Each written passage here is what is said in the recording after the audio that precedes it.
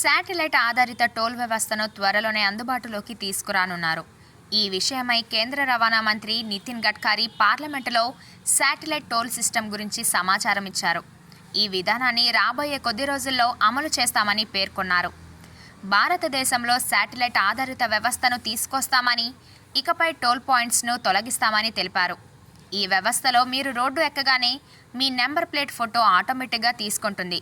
మీరు ఎక్కడి నుంచి ప్రవేశిస్తారు, ఎక్కడ నిష్క్రమిస్తారో అన్న విషయాలను క్రోడీకరించి ఆటోమేటిక్గా మీ బ్యాంకు ఖాతా నుంచి డబ్బులు కట్ అవుతాయి. దేశవ్యాప్తంగా ఈ విధానాన్ని త్వరలోనే అందుబాటులోకి తీసుకొచ్చేందుకు సన్నాహాలు చేస్తున్నారు. మార్చిలో లోక్సభ ఎన్నికలు జరగనుండగా అంతకంటే ముందే ఎన్నికల సంఘం తేదీలను ప్రకటిస్తుంది. తేదీల ప్రకటనతో ఎన్నికల కోడ్ అమల్లోకి వస్తుంది. ఈలోపే ఈ విధానాన్ని అమలు చేసేందుకు కేంద్రం సన్నాహాలు చేయనున్నట్లు తెలుస్తోంది.